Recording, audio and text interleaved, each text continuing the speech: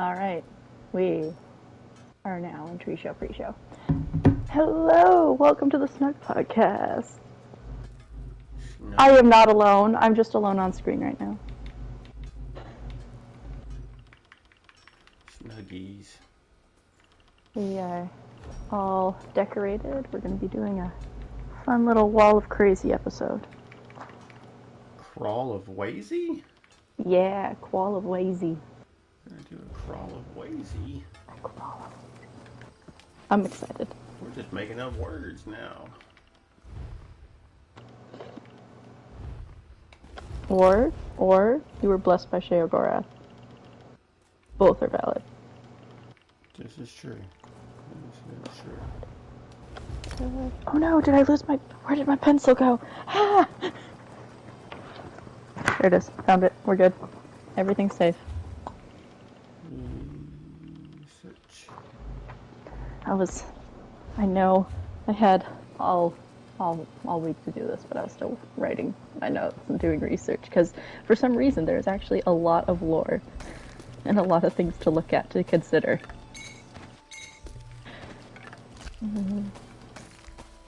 Wow, that's a lot of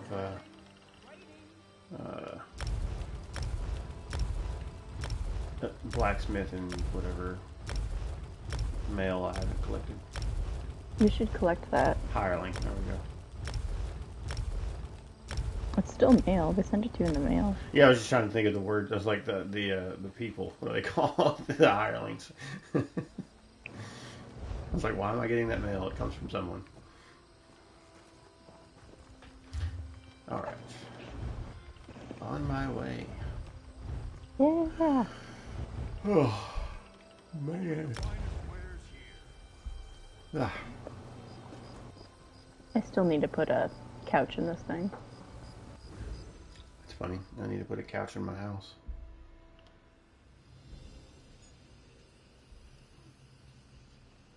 Don't you stream in your living room? Like, Mm-hmm. okay. So you Sure don't do. sit on a couch? No, I got a chair, remember? No, I don't. But now I will. You even told me to stop posting pictures of me putting it together. Was that me? I don't think remember so. any of these photos.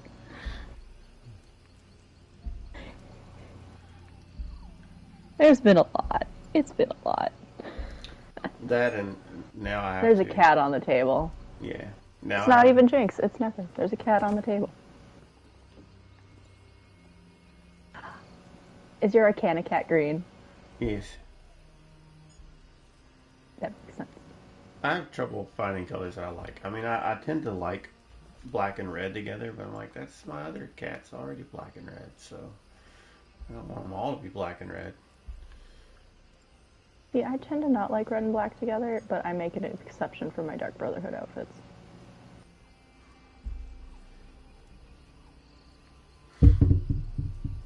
Oops. Sorry about that. Rattle, rattle. Playing basketball with your microphone, okay. Yeah. Yeah, I was trying to box out, you know. I don't want to get too close to the goal. I lost the cat. She's gonna do something crazy. I know it. This board, the Khajiit of the Moon's replica, and all the little papers and stuff on it, are those all one thing? No, Fargrave clutter. No. I see. Okay. There's 2 Fargrave clutters. Yeah. And oh, you're scoping out my decor.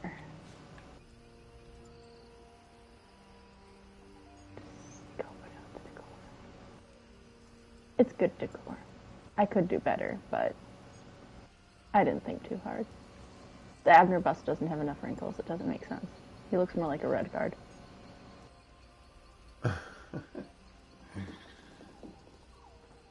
Just saying, whoever sculpted that did not do it right, but whatever. Well, you know, sculpting tools in their time weren't what they are today. Listen, I know a guy who is amazing at sculpting marble, and I'm pretty sure you think a Tharn could afford to have, like, the things that were released after their death to be, like, actually accurate. Yeah, maybe so. You know, I saw my wife showed me a photo of this. Somebody did a sculpture that it was like a person with a veil over their face, and it was made of stone, but you could. It was done so that it looked like you could see through the veil. Some people are just good at stone. It's just stupid. Oh my!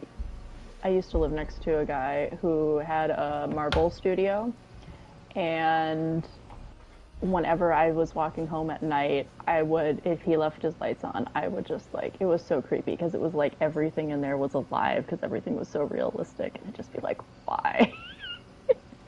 Because this is after the, like, right after the Doctor Who Weeping Angels episodes came out, and I'm just like, why? Mm.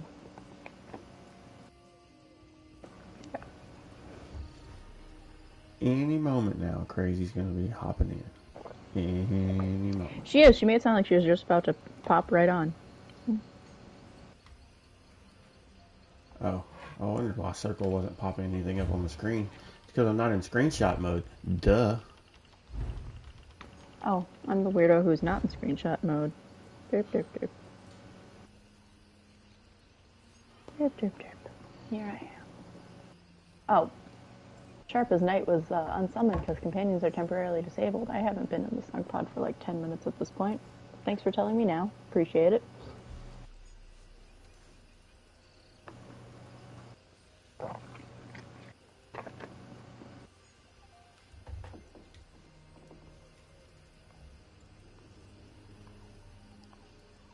Hey, look. Ha Crazy. There she is. I was like, I don't want to start without her. I really don't want to start without her.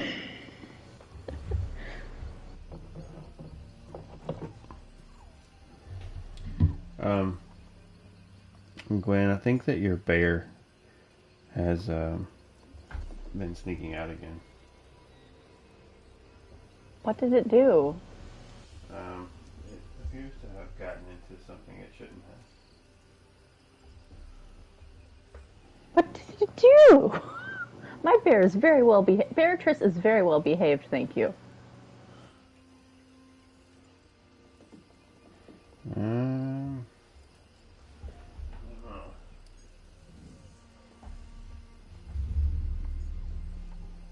Very well behaved. I don't see anything ripped apart in the Snugpod. Everything looks perfectly fine. Yeah, it got out of the Snugpod. That's the problem.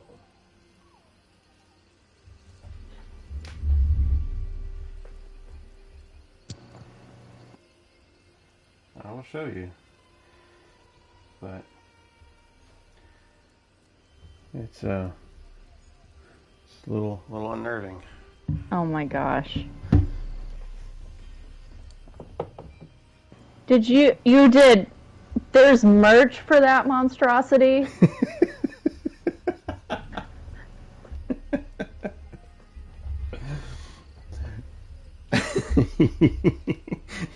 Your bear's been getting into the skooma. Beatrice would never touch skooma. She's a spirit bear. She lives off of, like, what is it? The morning dew and, like, 2 grains of rice or whatever. The essence of the things she murders fuel her. There we go. That makes more sense. Mm-hmm. Alright, Crazy joined us, but Crazy hasn't joined us.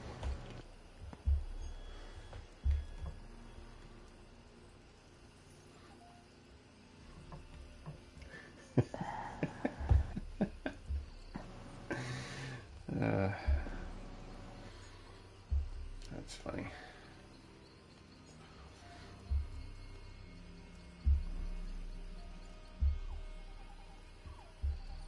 Waiting. Do you hear something that sounds like knocking? Yes. Sounds like you're strumming against your microphone. Do you hear it now? No. That? Yes. Okay. Dang it. Are you having fun? Yay! Gone Crazy Back Soon has arrived in the Snugpod and is jumping on the table just like the cat did. What were you, born in a forest?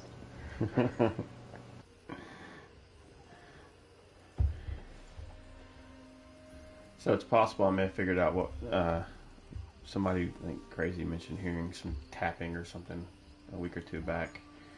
And I'm just like rocking in my chair, and when it hits like the point where it has to stop, it's like, you know, it's that.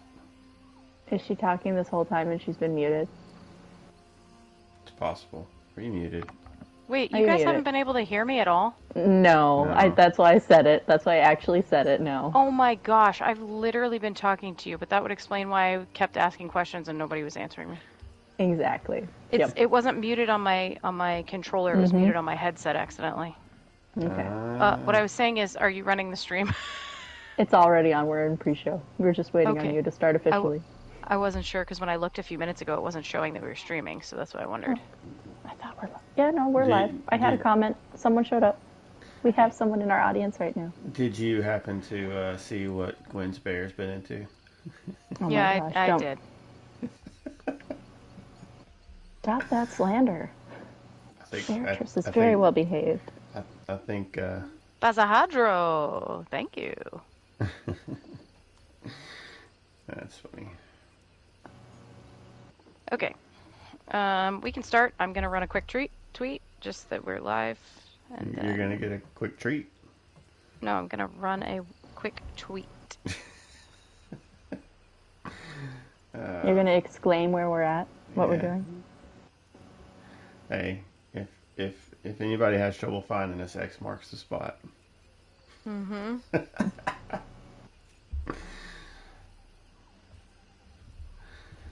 All right, Never, you want to do our intro? Sure. Y'all ready? Yeah. Okay.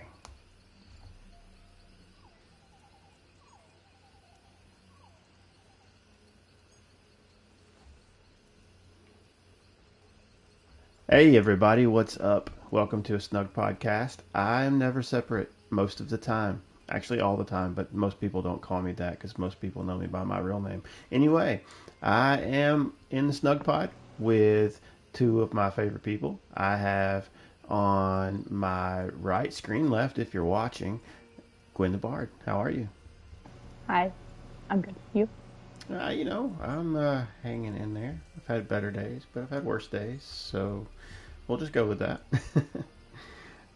And we also have Gone Crazy Back Soon. What's up? Nothing much. I didn't think I was going to make it. I just arrived. You just arrived. Just fast traveled in. Nice. Well, we're all here. I apologize. I have a cough. Oh, that's okay. That is unfortunate. But it'll help keep you awake, right? Like coffee. Oh, I'm wide awake. All that coffee you're consuming. Anyway, I'm making I bad drink jokes. tea, you crazy person. All right. So what have y'all been up to? Gwen, you want to go first? I got my fishing achievement! And not the whole big fancy one. No, I got the Dominion fishing achievement. Like, literally, like, not even an hour. Okay, maybe an hour ago now because we were fishing in other places. But I had some spare time, and Moki and I were on line together, and we went fishing, and I got my preposterous mackerel, which was apparently the last fish I needed for the Dominion. I didn't know it was the last fish I needed for the Dominion, so that was a fun surprise. And then, now I only need one more for the Covenant, but I gave up on that. I'll try that again in the morning. So then all that's left is the pact, and yay! I'm actually getting fishing stuff done. I have no idea what I'd do with that boat, though, if I ever actually get it. That may be the fastest I have ever heard you speak. That was incredibly speedy. I'm gonna feel like I'm moving in slow motion the rest of the night. That was so good. What else? Anything? Just fishing? Oh, I got my netch. But the fishing thing is more exciting considering I've been working on that since, like, how long has this game been out? Forever. That's an achievement for sure. So I should do that too, since I am the owner of a nice little island that a boat would be nice for. But exactly. Yeah, if I get the boat, it's just gonna become our desk. At least that was Moki's suggestion. Oh my gosh, that would be really funny. That's a heck of a desk. Sure is. What about you, Crazy? What have you been up to? Finished up Witches Festival. Ended up getting my little niche, my ghosty niche on both platforms. So thank you to everybody who on PC and PS helped me out with that. I finished the PlayStation stuff by purchasing it from from guild stores, and the pricing difference between what those were going for on PlayStation and what they were going for on PC was astounding. They were about 20K on PlayStation, and they were 200K on PC. So thankfully on PC I had enough to just get them and got lucky with RNG right at the end, but on PlayStation I had to finish purchasing the second half of those. Other than that, I'm just really trying to focus on doing my logins and stuff every day because we've got that emote and all of those cool things that we get this month. So I've already got my sit and drink emote, and it's really fun. And that's about it. Do I have to get rid of the chairs in the Snugpod? Can we just use those now? I mean, you technically can. The problem is on console, as soon as you know, tell it to do an emote, you can't go into screenshot like mode or whatever, which sucks. You're watching the stream. You know I'm not in screenshot mode. Oh, well, that's true. So yeah, technically we could. But you've got most of your UI turned off, technically, so. Yes, I like a very minimal screen. Yeah, so. Yeah, other than that, that's about it. I've been working on Extra Life stuff, but not a whole lot, because there hasn't been time. Been editing a lot. Speaking of Extra Life, didn't someone say they were doing Extra Life tomorrow? No, he was doing it earlier. Earlier today? Oh, I missed it. Yeah, literally, I lurked in his stream like an hour ago. You need to like market yourself better, buddy. Yeah, that was he doesn't very, ever... very last minute. Like, what were we I thought doing? we were all going to do Fallout together. We talked about this. Yeah, I was ready. I still want to do it. Just a matter of getting the time to do it. No, I'll talk about that in a moment. Unless you're done, Crazy. I'm done. It's all you. Okay. So yeah, we came home this afternoon, and one of the kids was wanting to play some cards and then play a game on the PlayStation. So me and two of the girls sat down and we played some Brawlhalla. And I was like, we should stream it. And so that was about the amount of notice that I had that I was doing that. I was like, well, we're gonna sit down and do it. Let's just throw it up on Twitch, and I'll hope that my Extra Life stuff is linked, and it was not apparently set up properly. Did you happen to notice if it was the second time? It did the second time. Okay, good, because I went through and did that, and then I was like, oh, I have to do it before I start streaming. And I was like, okay, so I'll end and I'll start again. Anyway. But yeah, it was not planned. It was like spur of the moment. Let's do that. As far as ESO stuff goes, I have not been able to do much the last few days. The last time or two that I've been on, I have been trying to continue to get my Arcanist research done for crafting stuff, and buying a lot of intricate gear to break down, so that I can get my crafting skills leveled up faster. I've been buying just a ton of those things, and they do make a pretty big difference. I did notice that the first time I started really trying to knock those things out, I had not put the champion points into the champion trees into the trees for research inspiration.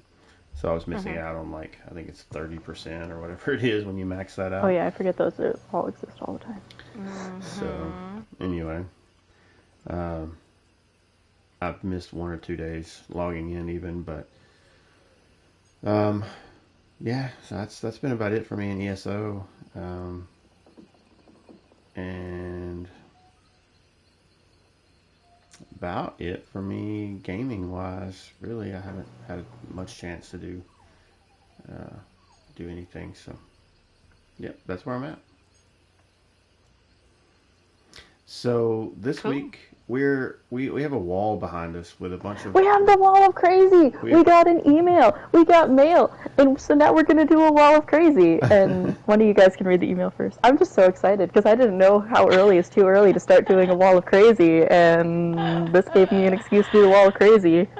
Well, every I'm very time I excited. try to bring up something wall of crazy, you're like, no, don't do it. So yeah, That's so fair.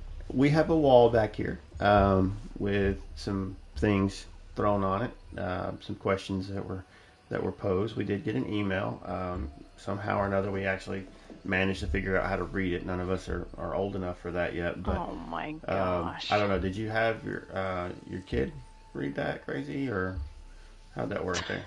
No. Believe it or not, I do get notifications for our show to my phone. So, Okay. yeah, I read it. Okay. I thought. I mean, I know. Like kids in school are being taught how to read that because teachers communicate that way now. But and then people with you know old people jobs that sit at desks and read emails. And, anyway, Yeah. I mean, uh, sometimes my job does that, but not always.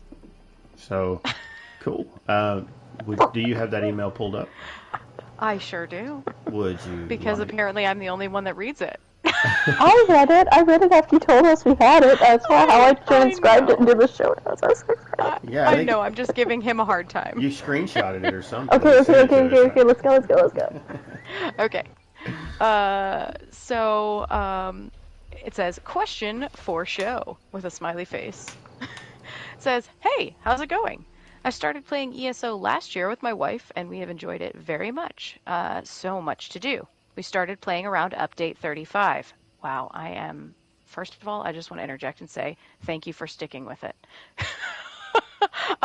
Okay, I'm not very familiar with the regular cadence and content of the normal update, but this last year was pretty awesome.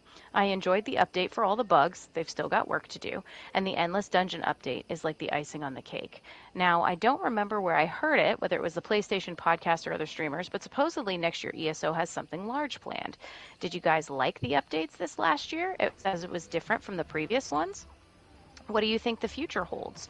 Do you think they'll stick to the same update plan this year or change it? And what do you think we will be diving into next year? What stories will they tell? Will we get another endless dungeon or something else? And will they make ESO cross-platform? Haha, thanks for the entertainment and have a wonderful week. Brandon English. Thanks, Brandon, Yeah, for the email. that is a lot. It is a lot. There are many questions in there. And so now we have So, talking points. So we don't forget where we're at. indeed. Okay, so first question that was in the email was, did you like the updates this year as it was different from previous ones? This year was a Let's go roller coaster. Yeah. This year was a roller coaster. We haven't got the Endless Archive on PlayStation yet as of this episode. We'll be able to talk about that soon, Next though. week. I'll play it with someone. I don't know who yet, but I'll play it with someone. We will run through I'll, Endless Archive before next I'll week. run it with you. We'll do it. We'll do it. Yes. Grandmaster crafting stations, once again, still don't have them yet. Ridiculously excited for it, though. That actually inspired me to start doing writs again, because it just seems so daunting. So that's nice. Jewelry rebalance. I am looking forward to that. Refine your dust. I'm going to say that 20 more times during this show, I swear you. But refine your dust. Do it. Refine your dust. If you haven't refined your dust yet, refine your dust. And then we've gone through so many combat changes already this year that I don't even remember if I liked the combat changes. I know I don't like where it's at right now. Where it was before the current update, I loved it. I felt like a god. It was amazing. I had fun. But now I'm not too sure. Now I'm not too keen on how the combat feels. And I know I didn't change anything in my build, but that's where I'm sitting with the update changes, I guess. How about you guys? What do you think, Never? I'm probably not the best person to ask because I'm kind of behind a lot on so much of this stuff lately. That's okay. But I am looking forward to jewelry crafting not being so insanely expensive. But the Endless Archive is going to be cool. I like when they add even though I don't necessarily get the opportunity to jump into all of them, I like when they add different kinds of experiences you can go through. I think being able to have something you can do with one person or maybe two, because there's a lot of players that play alone, and that gives them a good challenging and rewarding thing to do. And also for those that maybe only have one or two friends, but they often aren't on at the same time, that gives them something that they can group up with a buddy, and actually have content geared for that, and not think, well, we're two people down, are we going to be able to do this? So that's definitely going to be a positive. I mean, well, for those on PC, it already is. Yeah. The one of the big changes this year to last year, because I believe in the email he said he wasn't really familiar with the cadence prior to this. Yeah, that's what I was just going to bring up. So, go ahead. So we've gotten the chapter zone. Previously it would be we'd get 2 dungeons and then the chapter with a new zone, and then 2 dungeons, and then the second smaller zone. Yep. And then this year they've gone away from that. We've got the chapter zone, but then the normal Q4 smaller zone we will not be getting, but we are getting the We got Apocrypha. We technically we got a smaller Apocrypha zone at the same time. Right, but I mean, as far as getting that extra zone that we normally get at the end of the year, because Apocrypha would be more akin to what they did with was it Blackwood? Yes. Okay. Apocrypha's more like what they did with I guess Blackwood makes sense. I was gonna jump back all the way to Greymoor. Greymoor as well, yeah. Whichever one it was that you got the. Maybe I'm thinking of Greymoor where you had No. Blackwood's good too because Fargrave. Okay, I was thinking of all the caverns and stuff underneath the. Yeah, that's Greymoor. Okay. You were thinking of Blackreach. Okay, yeah, there you go. How a majority of the map was released. released. In which case we got gypped because we got the big zone and then the small zone, and then we got Blackreach in both of those zones. So that was 4 zones. That was 4 zones that year if you're going to go that way. Yeah. Technicality. So yeah, I'm fine with not necessarily getting like another zone. I think getting the Endless Archive is good. Probably even maybe better. There's a lot of places to explore already. And then just knowing that them not having to focus as much on all of that and being able to maybe work in more quality of life improvements, I think is going to be good. Because that's what the is it Q3 or Q4 that's the quality of life stuff? It was Q3. Okay, yeah. So if they maintain that and they actually can deliver on a lot of the stuff that they say they want to deliver when it comes to quality of life, and I know there's a lot of things with like Cyrodiil people say have been issues for years, and if maybe they can get some of that stuff ironed out, that'd be great. Yeah. Your thoughts? So here's my thing. I'm gonna be the bad guy here. A little bit, not too much though. I did like the update this year. I think that Necrom and Apocrypha are incredible. I think that they are fantastic zones, just visually stunning, very unique. The content is great. The changes that they made within the game itself is great. In terms of cadence, there are things that I like and things that I don't like. Things that I like that we got the story all at once and that we did not have kind of the year-long drug-out story, if you will. Because I do feel like that it was nice to be able to have more when the chapter released rather than feeling like, okay, now I have to wait again for a little while. I don't know what you're talking about. We still have to wait. Well, it was yes. a cliffhanger. Yeah, and I haven't finished it, so that's the thing, is Okay. I haven't even done the chapter story yet because of just being busy with everything. But in terms of cadence itself, so here's where I'm going to put on my Guildmaster hat for a minute. I am extremely happy that they spent the Q3 doing the bug updates, the quality of life improvements, all of those things that I think we really, really have needed over the past 9 years. However, the cadence of the game this year it has been the most noticeable for me when it comes to um, like activity in game. Now, some of that could be we're rolling up on 10 years of this MMO, right? There's a lot of other MMOs out there right now. There are a lot of people who are MMO jumpers who go back and forth between different games and all of that stuff. But from the perspective of like activity, guild management, all of that stuff, we have had more of an up-down wave, I think, this year than ever before. So it will go through waves where it's incredibly quiet, and then we'll get like an explosion like we did when the Necrom chapter released, right? Where we had a lot of activity really quickly, and then it gets into a lull again.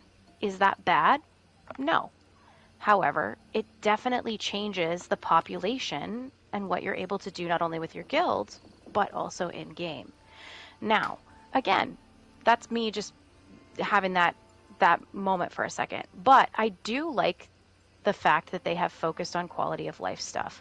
I think that was really, really important. And then I'm going to kind of tag into that, I think, with some of these other questions as we go here.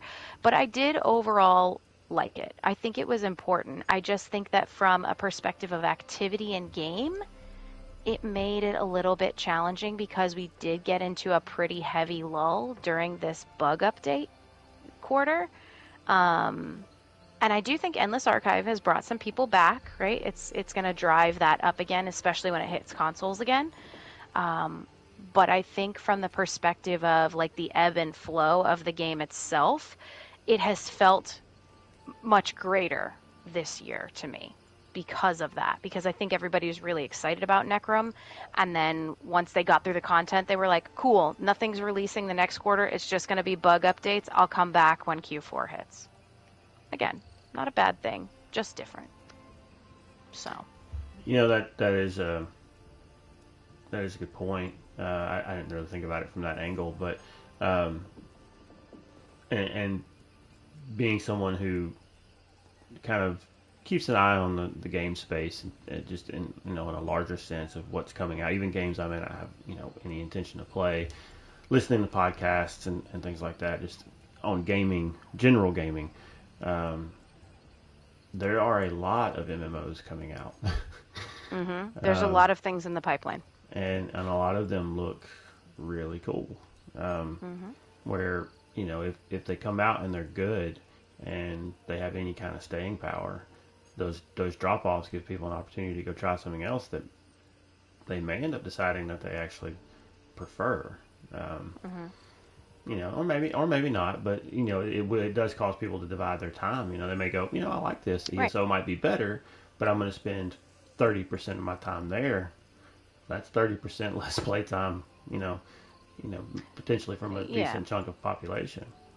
Well, and there's also the speculation for me that I would never be able to prove, but Microsoft, Bethesda, ZOS, all of that is partnered together now, and they released Starfield this year, and that was a big drop-off too, because the week that Starfield dropped, and whatnot, there was a big downtick. You could tell. It's back, working its way back up again. But I do think that a lot of that was also intentional with some of these quality of life fixes. Like the company as a whole, I'm sure Bethesda, thinks about their player base and where they're going to be doing stuff. But Elder Scrolls Online is a major moneymaker for them too. Mm-hmm. So, yeah. Just for ease of making sure that we're moving forward, what do you think the future holds? That's kind of a broad question, but I think that it ties into question 3 a little bit. So what do you think the future holds, and do you think they'll stick to the same sort of update or cadence as this year, or change it? What do you think? What you got, Gwen? Okay, me first. What do you think the future holds? Yeah, that's kind of a... That's loaded. That's really, there's a lot there. So I'm gonna just ignore that. I'm gonna ignore that, so that way I don't babble for the rest of our time. And then we'll hop into the next one. Is do you think they'll stick with the same update plan? I don't think so. I think this was kind of just a one-off, honestly. Like, yeah, they wanted to change it. There were things to do, whatever. But I'm pretty sure this is just a one-off. Uh, so, yeah, that's where I'm at with that.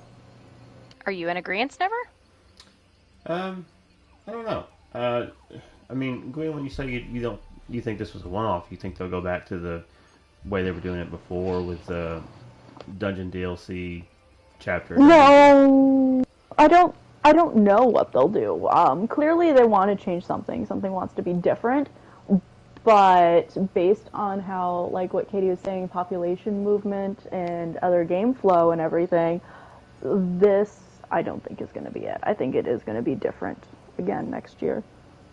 I think if the Endless Archive is successful, and they view that as something that draws people in, I could see them doing as far, and like I can't say I know what the future holds, or if I don't know about the cadence, if it's going to change, but I can see them potentially doing more things like they've done with Endless Archives from the sense of it being base game, because a lot of things that have come out with previous chapter releases were locked behind owning the chapter. Yep. You have to have the chapter to do Tales of Tribute. If you want to get in and do the trials that come out, you have to have the chapter, or at least whatever DLC may be associated with the zone or whatever. So you have to own that. So that limits your player base for those activities to people who are actively either buying the content when it's new or keeping ESO Plus up for when some of that stuff rolls into the subscription.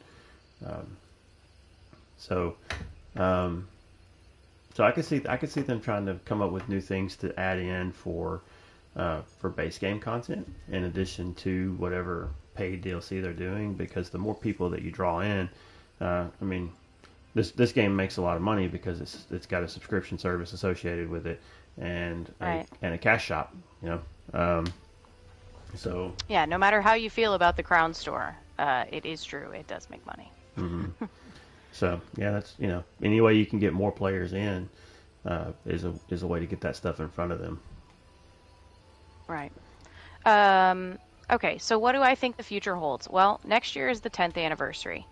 So I think whatever they are doing is going to be sizable. I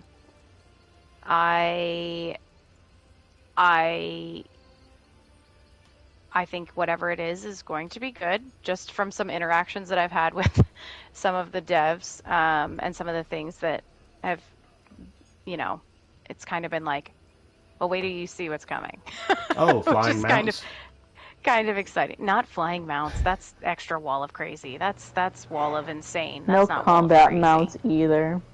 Yeah, that's wall of just Get eye rolls completely when I off ask the wall. that one. Yeah. Sea for combat, me, underwater travel. listen, we got to figure out how to swim first. I mean, we do swim. We do better than New World, where you just walk along the bottom till you die. Okay, so do I think they will? Got it. Anyway. Yeah, right. Do I think they will stick with the same update plan as this year or change it? Well, I think it's going to be a bit of a hybrid. So I think that there will be things that they will keep from this year. I think that they will still do a dungeon or a DLC. A dungeon DLC, I think, Q1. Because they have to have some way to get into the story. And I do not believe that they would release, chapter content Q1 because A, there's not enough time to test it, and B, it just doesn't build any hype for the rest of the year. So, plus with it being the 10th anniversary, I'm sure they're going to do another in-person event, because they've been doing quite a few of those since Vegas, which was really the first, in-person kind of restarting of things. So I think that they will do something quite sizable, I hope, for the 10th anniversary to build hype for whatever is coming.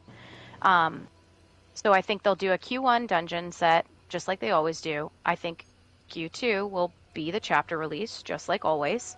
And I do think that they will do similar to what they did this year. I think they're stepping away from that full year sort of story. And then Q3, so here's where it gets a little bit crazy for me. This is going to be my wall of crazy. I predict that Q3 next year is going to be a PvP update. I really think that those people have been loud enough, and I think that some of the combat changes and some of the working towards things like class item sets and things like that lend to that potentially. If nothing else, not necessarily an update for Cyrodiil, but I feel like maybe some new maps for Battlegrounds, because there have not been any of those added in quite some time. Battlegrounds, and I feel like that's base game now too, right? yes, because it came with Morrowind. Okay, all right. So again, I think that we could see a Q3 quality of life adjustment as well, with some PvP stuff included. If PvP would not be Q3, then I would say for sure Q4. But again, that's my wall of crazy prediction.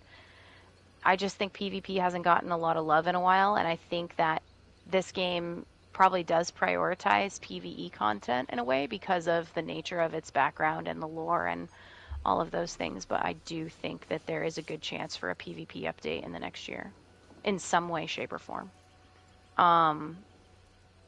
And then I would speculate that Q4 would be, I agree with you, Never. I think Endless Archive has been a hit so far, and I think that they will try and do something similar. Now, it may not be an endless dungeon situation, but I could see it being another arena style, like two-person arena or something like that. I just see Endless Archive being updated to add more levels and more monsters. Mm-hmm. Or that. They could do that as well. And I'm sure that will come no matter what because it is randomized. So once they add a new chapter, they will, I would say, probably most likely add that content because it's probably I mean, I'm not a dev, I don't know, but from a coding perspective, they might be able to like plug and play it a little bit. Mm-hmm. I don't know. But yeah, so that's kind of my thoughts on the update plan. I think it will be similar to this year in many ways, but I also think it will be different because it's the 10th anniversary, and I think that they will do something that we're not expecting. You might be onto something with PvP. It is Cyrodiil also base game now? Yes, Cyrodiil's been base game. It's always been base game. Has yeah, it? It's yeah. Okay. Imperial City wasn't. Imperial City was a DLC that came out, and then now it is also included as base game. Right. Yes. So that's kind of what I was getting at. You know, when I talked about things being base game accessible. A lot of games have, well, I can't say a lot, but there have been a handful of games that I've seen that did make their PvP content available to everybody because they didn't want to separate for player-based purposes, and you want as many people as possible in those modes for matchmaking, things like that. Otherwise, if you only have a handful of people in there and they can't get into a game, it's a bad experience and it doesn't look good. So, I think you may be onto something because the PvP thing has been something that's gotten a lot of complaints about, not getting new content, new battlegrounds, new anything. Really. Yeah, Cyrodiil not working right, and you need to do your Cyrodiil stuff quests done. Wednesday morning.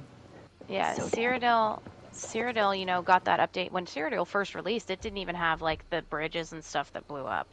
Like that all came, at least as far as I remember, that came later. Like where you could like destroy the gates and do all of that stuff. That was an update to Cyrodiil. That was just a few years ago, wasn't it? It was further back than you think.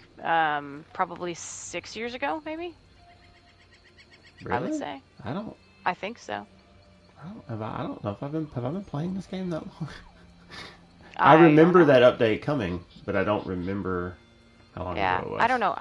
I've been playing since like 9 years now. So I I clearly don't remember that PvP update. enough. Yeah, I don't know. I'm sure we could look it up if we Googled it at some point, but Me. yeah. All right. Next thing is, what do you think we'll be diving into next year? / what story will they tell? Mm-hmm. Because that is the same question. Indeed. All right. Points to the wall of crazy. There we go. Let's do this. Let's get this over with. I'm going to start talking faster than what you thought I was capable of doing. All right. Doing this. So, it's the 10-year anniversary. I'm going to also try to say this without giving you spoilers for the current quest of this year. Because everything else, it's fair. It's fair game. It's fair game. It's happened. It's been over a year, but this quest, fair. Anyway, we know this year's quest is going to be a multiple year arc quest, though. So they're going to have to. So what I'm thinking is they're going to take where we left off with this quest, but somehow, because it's the 10-year anniversary and just good storytelling, no matter what, you got to loop back to the main stuff. Yep. So we're gonna be going back to our original 5 companions, which, by the way, I have no.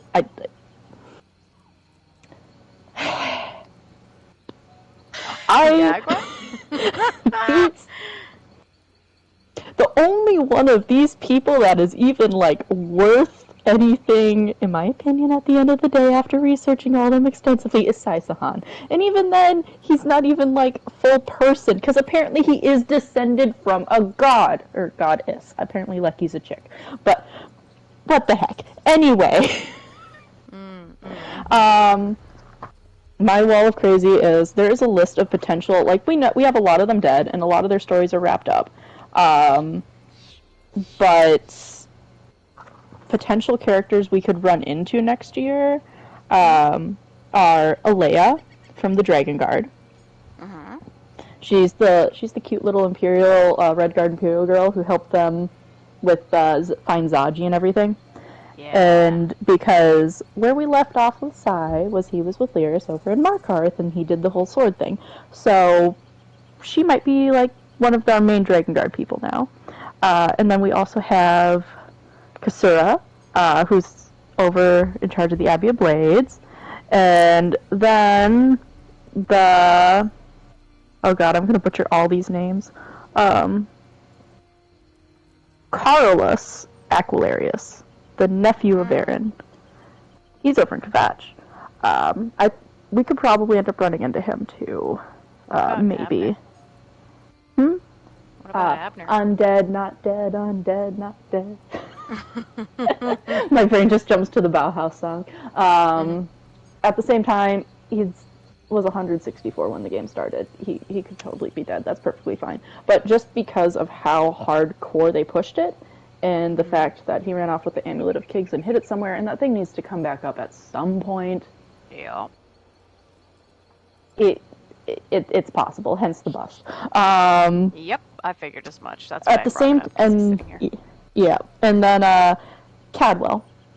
We'll definitely see. We'll probably see Cadwell again. However, at the end of the day, I know all of our heartstrings were like stabbed when we had to like help Cadwell like not die because his old self was evil and the socialism version of him is better. But remember, you know how we got the whole like Cadwell silver and Cadwell's gold and everything? And those are things that he goes because it's Meridia granted him to be able to help us with that. Remember, he's an agent of Meridia. Yeah, he's an agent of Meridia. So and where else is Meridia? Yeah, we might have to like do horrible things to Cadwell, or he might try to us, but that might be on the table. Somerset. Oh, sorry. Oh, yes, Somerset. Yes. Oh boy. Sorry, I had something I had to clear from my throat there. It's okay. Yes. Yeah, I think those are all valid, Gwen. But really all those are going to have to be wrapped into what happened this year. So And then, Yeah. so we also have to have like the Daedra Princes and stuff that happened this year somehow tie in, and there's going to be something where we have to team up with someone we probably don't want to team up with, and I'm probably going Mm-hmm. to pitch a fit, but yeah, Mm-hmm. and then we're going to have a giant fun. But that's the story and everything. That's the story for that. Of course, IRL there's going to be like a giant fancy party and everything, and in-person events. I'm expecting that's going to happen. Yeah. But yeah, Yeah. that's Yeah. where all of my fancy running Wall of Crazy is. Okay. Never. Do you have a wall of crazy speculation? I was kind of thinking along the same lines, but less to do with the companions and more to do with Molag Bal. Uh, Mm. just Good old Molag ball bag. yeah, I mean, you never truly get rid of the Daedric princes, right? They just Nope. Just kind their of specters. go away for a while until they're strong enough to come back or whatever. Um, I think if I recall, it said something to that effect when you fight him at the beginning of the base game story, or I mean at the end of it, of that part of the quest.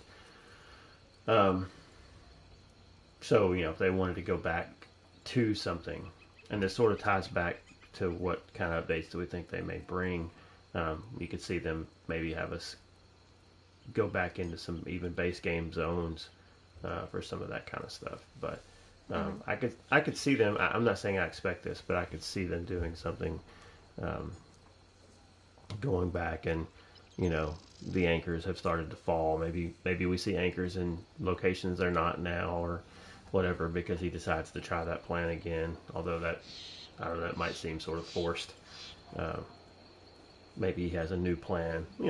They they could do something with him, um, maybe. But uh, yeah, outside of that, I don't really know because I too have not finished. I've barely even started the storyline for Necrom, so I don't know how that ends to know how what they always have some clues and Easter eggs and things into what may be coming next, um, but I don't know what those are. So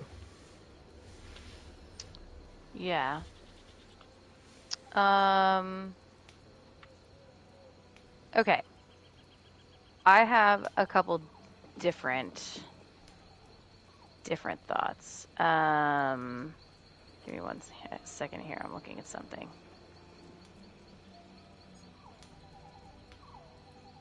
Um. So, uh, I'm gonna do the first wall of crazy thing, which is what everyone wants. Whiterun. So, uh, everybody wants Whiterun. I really do think that that has a strong contention. Um, just because of Mages Guild and all of those different things. Um, College of Winterhold. Right, Winterhold. Yeah, that's right. That would be in the Yeah, Pale as well, yes. yeah, that would be in the Pale. I just think that people want the Pale. Uh, Greymoor was a big hit. Solitude, all of that area, it was a big hit. It's kind of like just like I suggested last year with the Telvanni Peninsula, right? We're playing on the nostalgia, like that's a big thing that people like right now. So, um, I think there is a strong possibility of Whiterun, um, just because. Uh, Other Wall of Crazy is kind of a combination of what the two of you are talking about. So we have had this massive, I mean, I haven't played Necrom, but we have had this massive Daedric setup happening for multiple years now, right? We've had stuff going on with Meridia. We've had stuff going on with Molag Bal. We've had stuff going on with Dagon. Um, and of course, this year with Hermie and uh, whatnot. Again, I haven't played that whole quest line, so I haven't figured out where the threads of fate lead in that aspect. And then the other Daedra from this year, besides Hermaeus Mora, is oh gosh, why can't I say her Vermina and name? Periite. Thank you, Vermina and Periite. And Yeah. Vermina is very much like the dream realm, right? Dreamweaver. Yeah. Um, I think that there is a strong possibility that there has been a long play going that they could really dive into for the 10-year. I think that it would involve Meridia, pretty hardcore. I think that we could see Darien again. No. You don't think so? No. Why? The only way we're going to see Darien again is if we end up, for some reason, having to do something with antiquities. I don't think we'll see Darien again. I think he's dead. Forever. He's gone. Did you read the book that shows up at the end? Yes. Yeah. Yeah. I don't know. He said he was dead. I believe him. Yeah, but... Besides, we all hate Meridia. Meridia sucks. Yeah, It's fine. yeah, but being I'll dead let you finish your wall of crazy. Being dead doesn't really mean anything in Elder Scrolls. This is You're true. right. The 5 companions. Not wrong, right? I'm not wrong. You know, the only companion we haven't seen yet again is Varen. Just saying. Yeah, and if we are potentially trying to tie anything up with the Amulet of Kings too, like you mentioned with Abner supposedly having taken, it's going to be whatever. coming back. They've released it in the Bethesda store. Why would they release the Amulet of Kings in the Bethesda store when randomly right now when the game came out in like 2006 without it having some sort of weird tie-in with the 10-year anniversary here? Like, come on.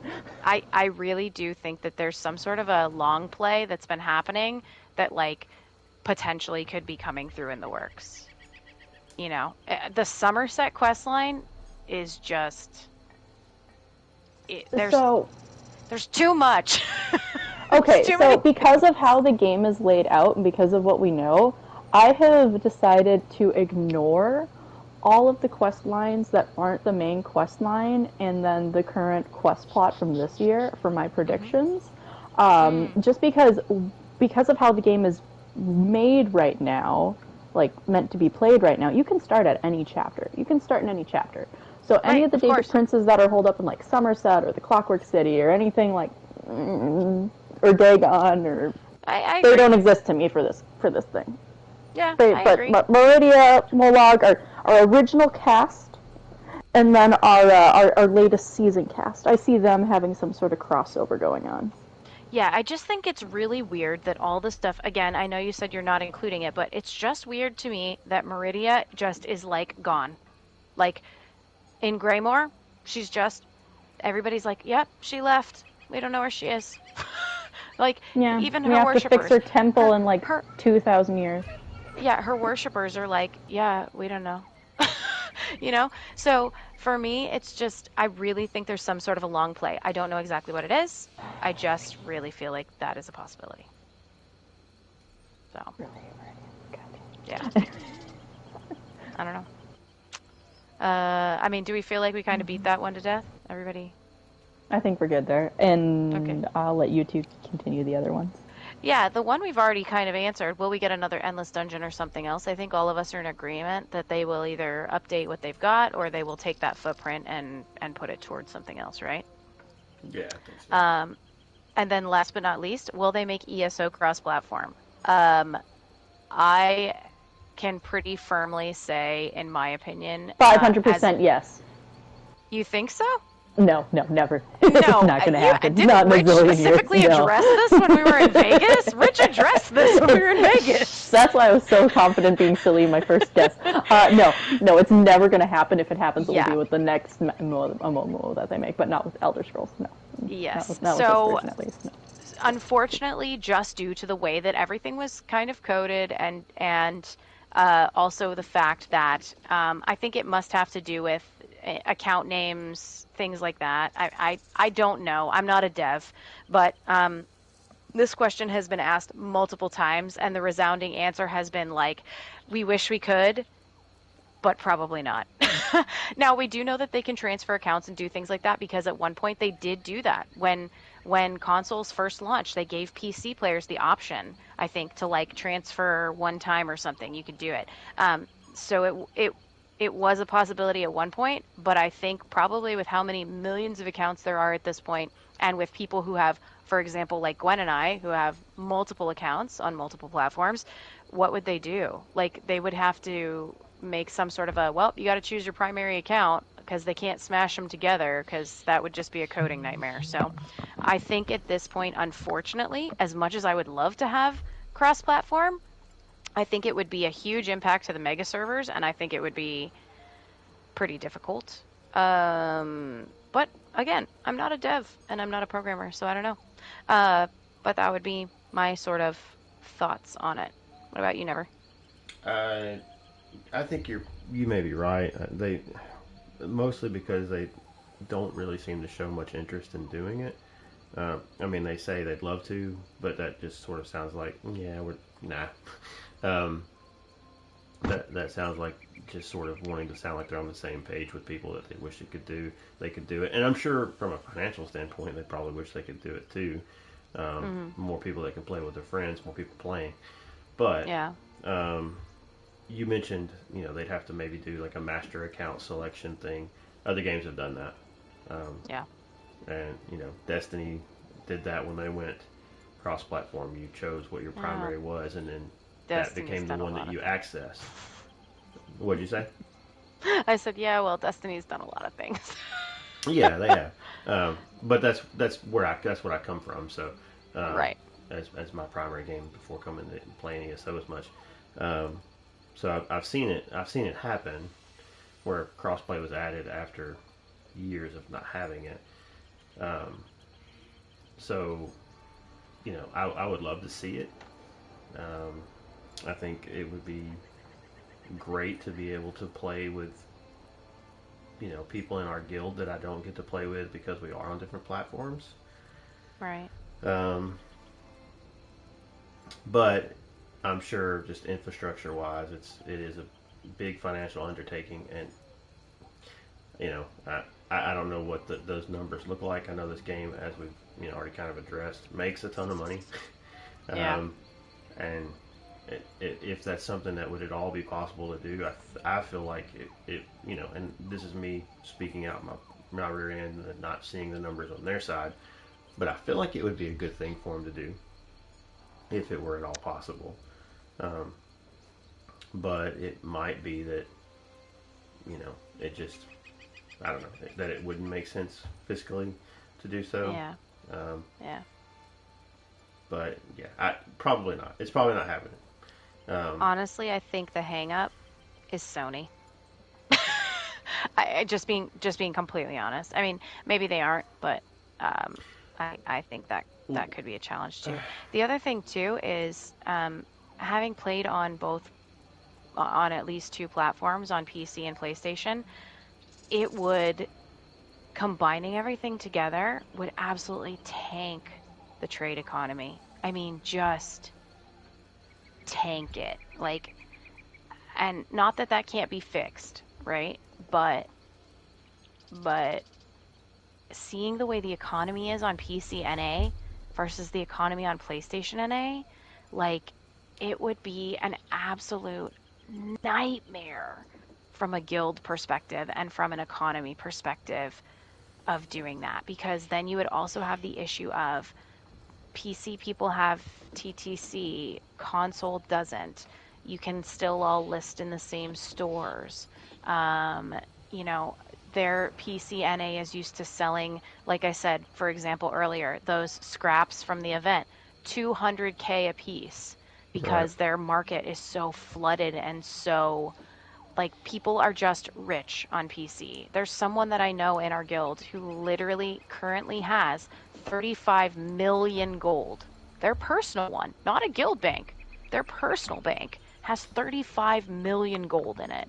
Like, I've never seen that on console. The most I've ever gotten on console, and I know that I don't like trade much on console, but I think the highest I've ever been on console is 2.5 million. And that's because of how we have to, like, you know, run around and literally check every store Right. like by hand. I don't, it sounds bad, but when I'm on console, that's not what I want to spend my time doing. Now, if it's my only platform, totally cool. Like, but I kind of get that bug scratched, if you will, or that itch scratched when I'm on PC where it's easier. and I know that sounds horrible and elitist of me, and I don't mean for it to come off that way by any means, but it definitely would cause some things, I think, if they did make it cross-platform. I wish they could do cross-save. Like, cross-save would be cool, but yeah, I don't know.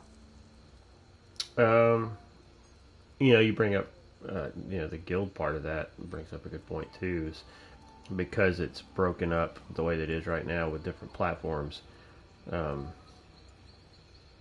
There are that many more available guild traders and things.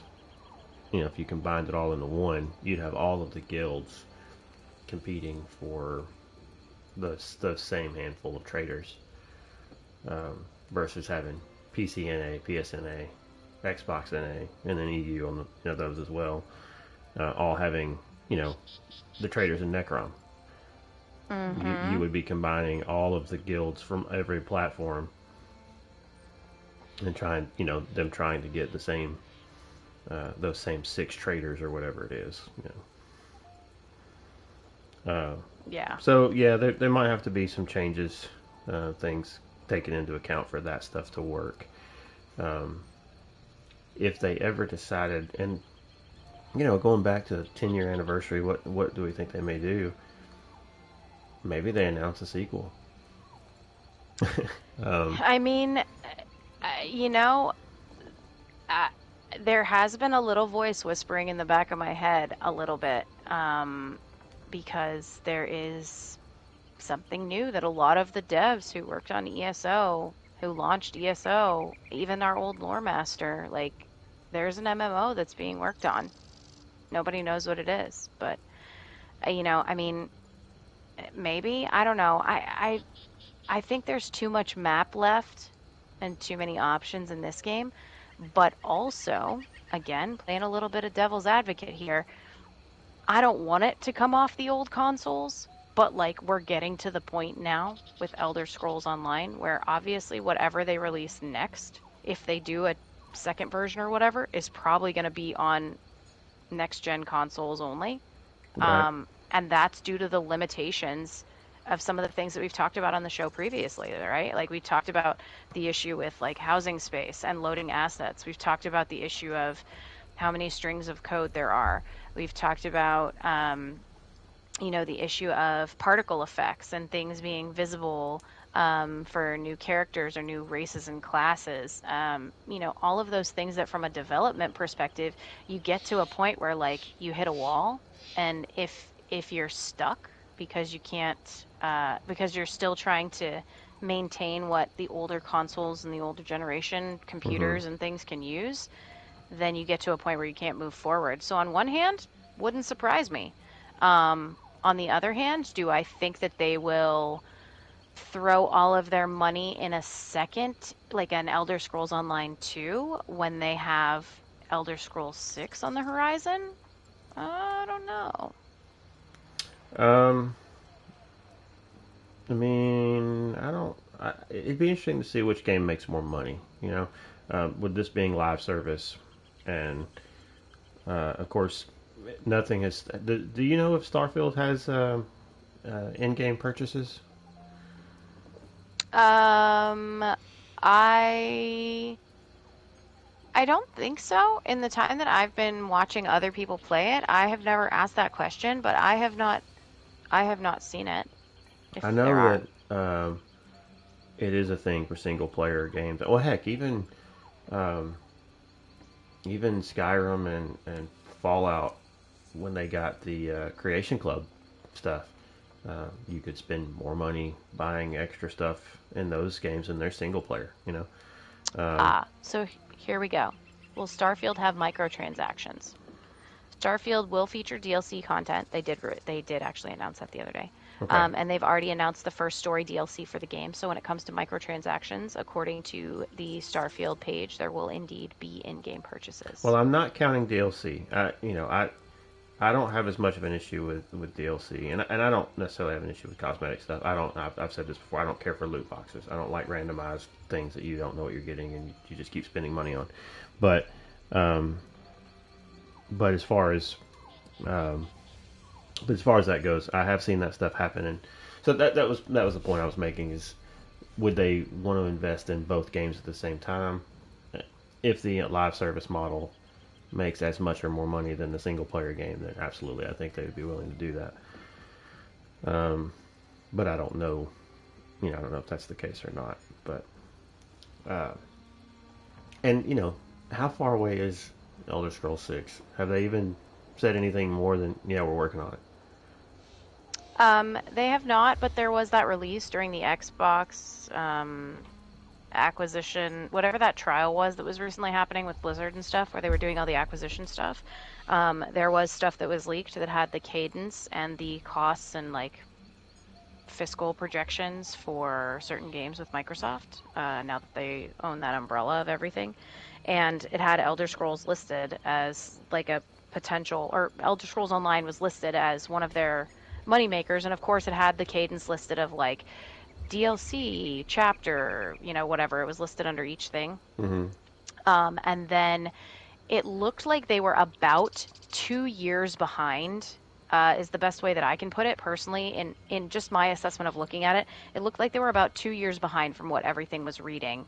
And so it originally said that potentially, I think what I saw was that ES6 was slated for 2024. So my prediction for Elder Scrolls 6 is that we will not see it until at least 2026 or 2028. Now, they may be further along than we think. Like, they could have already had some stuff in the pocket. But again, I think that they will not be creating that game for current release generation of what we have. I think that they will wait for the next Xbox to release, and I think that they will wait for I don't know. I don't know whether they'll make it in Unreal or not. I don't know what they'll do with that. But I don't know about that. I didn't read it, but I saw an article the other day, or maybe it was like a video short thing. I don't remember, but saying that it was asking the question if Xbox was, or Microsoft was going to be basically getting rid of Xbox. And they have themselves said they don't really consider themselves in the console war anymore. That's not their goal. They're not really concerned with selling boxes. They're more concerned. Well, with... yeah, they may not be concerned with selling boxes, but if they're already releasing it as an exclusive for Xbox, do they need to be worried about releasing boxes? They don't, because people will just play it on Game Pass or whatever. Right, and well, that's the point that I'm making. Is you're talking about them waiting until the next Xbox comes out. I don't know that that's necessary. Well, I don't think they'll wait for the next I don't think that. I said that improperly. What I mean is, I don't think that they will create a current game solely based upon the fact that it needs to run on the current generation Xbox. That's what I mean. I think that whatever they will make targeting it for like the next generation of processing, I guess is what I'm trying to say. Yeah, let's not try to figure out. It'd be harder to figure out what Xbox is going to be named next time than it is to figure out. It's going to be the Xbox we forgot what letter number we were on. By the way, Bazahadro in our chat says Starfield currently has no in-game purchases. Okay. So, I didn't think it did, but again, I haven't been playing it. So, yeah. I don't know. Yeah, I don't know. I think this game is. I mean, we were talking about this the other day a little bit. ESO is beautiful. Just there's a lot of really pretty things in this game, but you can kind of see it showing its age. Like textures don't look the best. I think it. Go ahead. I was going to say, I think it depends on where you're at. Because I really do think that in the newer zones, the textures shine. I really do. I think some of the reason that the base game zones still look a little rough at times, even with the graphics update that they did. What was that, 2 years ago now, I think? It was 2 or 3 years ago when they did that big, remember when they did that big update? Um, I think that just has to do with the stringing of code, and I think it also has to do with the engine that it's made in more than anything else, because this is made in its own engine. Right. Um, so, I think that you see what the possibility is in the newer zones and in like Endless Archive, for example, which I know you guys haven't really gotten to see yet, but just the like the draw distance and the some of the background stuff is quite lovely in a lot of those newer zones. So I think that again, I think they're pushing to the limit kind of what they can do, but I do agree with you. I do think some of the older zones, the textures aren't the greatest, but I think some of that might have to do with just it's too much to go back and try and redo it. Right, and that's why I say I could see them uh, potentially making. I don't know if it would be a sequel. There's been a few games. Overwatch did it. Path of Exile is in the process of doing it, I think, where they decided instead of making a sequel, they essentially just overwrote the first game. Um, and 'cause I know with I don't remember sure that how everything happened with Overwatch, but Path of Exile, they were working on a sequel and then decided to just roll it into the same game. So now you'll have all of it in.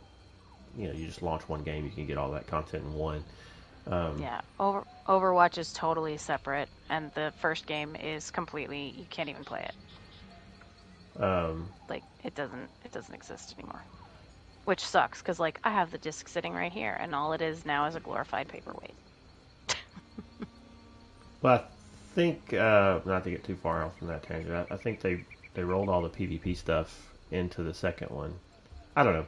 Anyway, point being, I could see them doing something to try to, if they wanted to move to a different engine or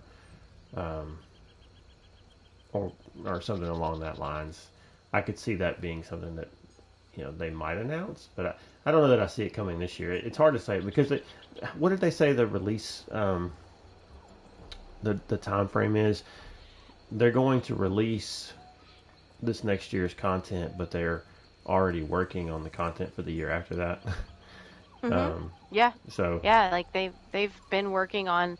They were already working on the content for this coming year. I'm pretty sure when we saw them in Vegas.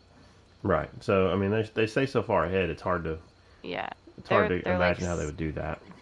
6 months to a year ahead in terms of development. I don't even know how Gina keeps patch notes straight. Like I can't even imagine. It's always the joke of like, is that this year? She kept saying that. We were laughing. She would go, "Wait, that is this year, right?" Or she'd be like, "I didn't. Did we announce that?"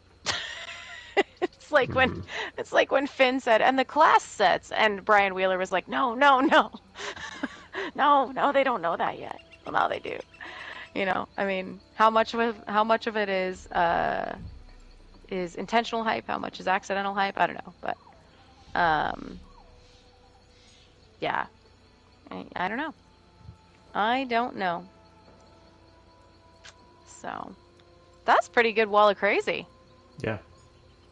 We have a Gwen here, but she's gone silent on us, and it's not because she doesn't want to be here. She's just dealing with the normal stuff. She always has a time cutoff, so she's here with us, but she's unfortunately not really able to jump in right now on the topics for the show and stuff. So I say we just leave this kind of like the Wall of Crazy episode because that was a really great email. Yeah, it was.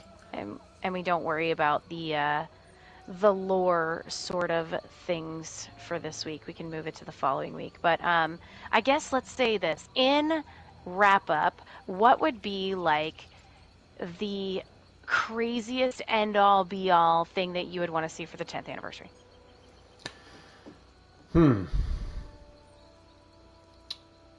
That is a heck of a question. Are we allowed to get just stupid crazy? Oh yeah, let's do it. Yeah, just like the most outlandish, wild thing that you can think of. Two things. and this is what I was kind of talking with you the other day, and I know it doesn't necessarily fit an MMO, but a change to the way combat feels, so that it feels heavier, if that makes sense. Yeah. Yep. Um, this so swinging a weapon feels like it has impact instead of just kind of hitting a thing and going through it. Um, like make it feel gritty, like an action RPG does. You probably Right. can't go full on that route, but if this game had combat like Elden Ring, that'd be pretty awesome. Um, Mm. and the second thing, and I use Elden Ring as an example for this as well, and as I stated the other day, has been somewhat improved through the antiquity system, but make exploration actually worth it. Um, Mm. like, oh, there's a cave over there. I could go in there. Oh, there was some bandits. I got a 87 gold and uh, I found a potion in a chest. Um, like, I don't know. Have some named weapon that you only find if you go into that cave and defeat whatever. Going back to a game like Skyrim, where if you happen to find, I always forget her name, uh, the lady with the glass sword that hates the Thieves Guild. Um, Oh, I'm so tired. My brain is not functional, but I know what you're talking you know about. what I'm talking about. So you can go and recruit her before you find her sword, but if you happen to find her sword and have it on you, creates a whole different dialogue, and you can like return the sword to her.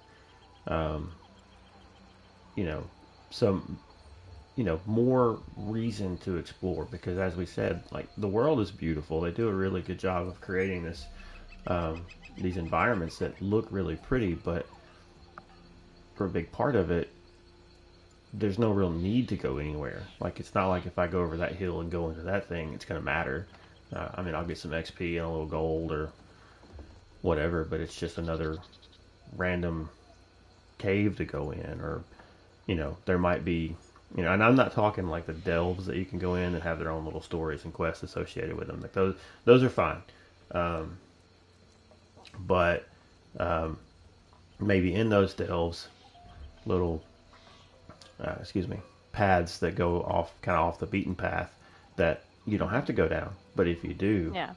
you find some hidden thing that Yeah. is actually worthwhile for you for something more than just a little bit of pocket change and whatever. Like it gives you something to go, this is cool. I found this thing that you may not even know what it does, uh, who was looking for it, um, special enchantments, that which I know they can't really do that in this game because of balancing, but um, So you you're know, looking for more of like a risk versus reward, like a something to drive you to not use a way shrine, like that sort of a situation. sure, yeah, yeah, just reasons that when I'm exploring, I'm gonna feel like it was worth going in there. I mentioned Elden Ring. Elden Ring, that world is huge, and Right. every little spot you go in might have something that if you don't go in that spot and kill that thing, you don't get this particular item that might be really good for your build. Um, Right. Again, I know you can't do a lot of that stuff with an MMO just for balancing purposes, and that's where I said, they have alleviated a little of that with Antiquities. Um, you know, the mythics. Those are cool. Those are cool things to go out and get. Maybe incorporate finding those things, um, not through having to go through the antiquities mini game, but through exploration somehow. Hmm. I'm not saying you walk into random cave find a mythic necessarily, but you get where I'm going with that. Just make Yeah. exploration feel like it has some meaning. Right. Right. Yeah, I get it. Nice. My wild and crazy, completely outlandish, ridiculous, um, one that I don't think will ever happen, but I always like to bring it up is a PvE version of Cyrodiil. I think it's kind of silly because, to be quite honest, you can PvE in Cyrodiil already. Like, Yeah, there's gankers, but if you go in at the right times, you can absolutely still get what you need to have done. Um, so like, do I think that would ever happen? Probably not. Let's see. I had something else and I completely lost it. Shoot, what was it? Darn's Darn. not dead. The Amulet of Kings is coming back, and for some reason, Cyrodiil is going to be very, very important, even if you absolutely hate it this next year. Goodbye. Perfect. Perfect. See? There you go. I love it. Yeah, I actually could agree with that being a total wall of crazy thing. Yeah. I mean, that would be an excuse to make some areas of Cyrodiil kind of PvE-ish. So, there you go. I'm trying to think if there's anything else like really wild wall of crazy that I can think of off the top of my head at the moment. Replayability for dungeons. Like, you can redo the story. Oh, absolutely. Yeah, don't get a like skill a daily. point, but just so you and nothing else have Yep. quest markers. Yep. So like you can do with trials each week. Like where you can do the weekly trial, story or whatever. Like, absolutely would love to be able to do that in certain dungeons. Like, for, I don't know, like you get something extra if you pick up the story quest for that dungeon that week. That's a wild wall of crazy, but I would love that, and I would also love some more, I'll throw this out for Gwen, Dark Brotherhood content, and Thieves Guild content. So there you go. That's it. That's my wall of crazy. For now. I'll probably remember what the thing was thinking about when you were talking. And when I do, I will maybe throw it in our Snugpod channel on the Discord, or maybe post it on the Twitter. I don't know, but it was there and then it's gone. It'll come to you. Mm-hmm. Spear. There you go. That's a wild wall of crazy. New weapon class. Type. Yeah. New weapon type, spear. Because there are other NPCs in this game, right, that have spears? Yeah. And there are NPCs doing, heck, you fight a boss in one of the dungeons that just does hand-to-hand kung fu, basically. Mm-hmm. With crazy, wild fire spells, if I remember right, too. But yeah. There you go. That's it. Yeah, I don't know if y'all heard it just a moment ago. My cat decided to vomit right over next to me, so I gotta go get that cleaned up. Yay. Sure didn't hear that. So we will save Music Thunderboots for another week then. Do you need me to do guild announcements while you clean up? Yeah, you can do that. I'll mute and let you take care of that, and I'll take care of this. Sure. So some guild announcements. We've got our Mondays with Moki. This is where we do fishing, Cyrodiil, dungeons, probably Endless Archive coming soon to a Monday near you. Yeah, it's basically anything and everything that any guildies want to do and group together. I know, like, for example, during Witches Fest, they did Witches Fest stuff so people could get scraps for the ghosty niche. So please come join us. There's signups for all of these next things that I'm going to talk about actually in our Discord of our channel for the PlayStation side of things.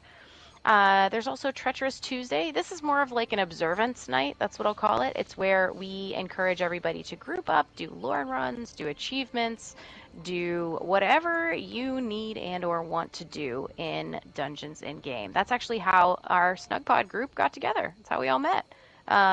We were all in the guild together, of course, but we really became close when we started running those Treacherous Tuesday late night dungeons together. So you might make a new best friend. You never know.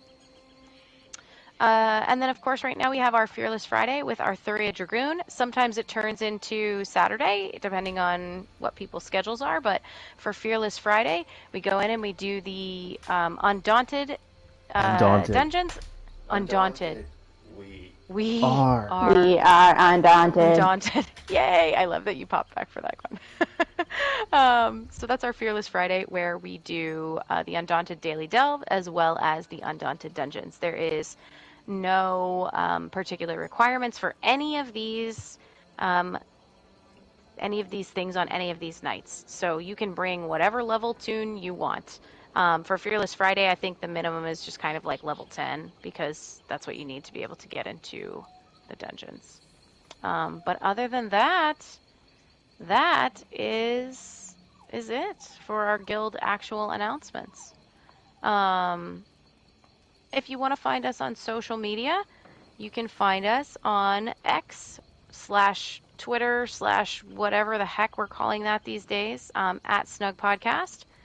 You can also send us an email, which is what made this whole show today, at snugpodcast@gmail.com. So shout out again to Brendan there for Brandon, sorry, not Brendan, Brandon English for sending us the super fun email that we went over today.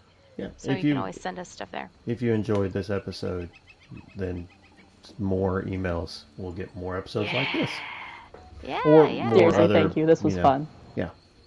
Yeah, it was a nice little change of pace. I liked it a lot. And it's fun to speculate before we get any teasers because, we're in November now, so like our teaser trailer for what the announcement is going to be at the beginning of the year, it's coming really soon. Like January. We need to get in an episode soon for me to just like blab about everything I learned preparing for this episode because I didn't get a chance to say it all. Yeah, yeah. So we definitely want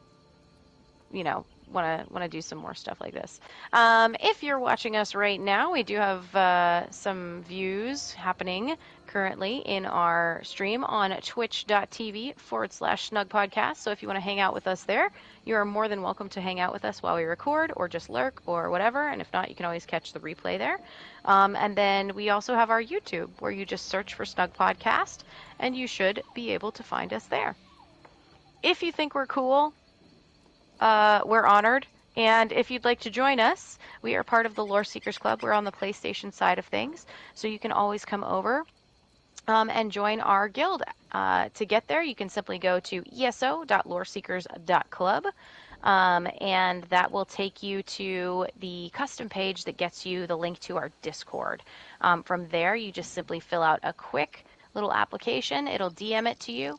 And it's basically just our troll filter. It's to make sure that we don't get anybody in the guild that doesn't match kind of what our goals are, as well as, we want to make sure that it's a good home for you too. So we always like to find out what you're interested in, what you're playing, and if those things match with what we currently have going on. So please come on over, join us.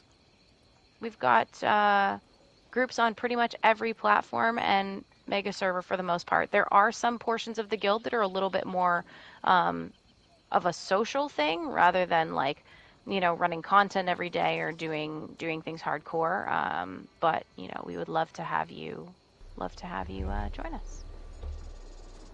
There you go. Did I do it? I did it. Did you also? I heard you mention Twitch and YouTube. Mention that this is I also didn't mention available where as they a could. podcasts.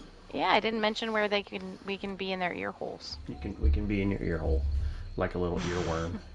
Gross. Yeah, just look us up on your podcast app of choice. You should be able to find us at A Snug Podcast. Yep, that's right. So thank you if you're here with us. We love doing this, and this was episode 71. Wow. Yeah, holy moly. Crazy. Can you believe it? Crazy. That's crazy. I still think we have more listens than Tails does episodes. So boy. I haven't pointed that out in a while, but I still think it's true. I don't know. So, anything else to add before we sign off? I don't think so. No. Let's see. What's today? Thanksgiving won't be between now and the next show, so Nope. so we'll address that then.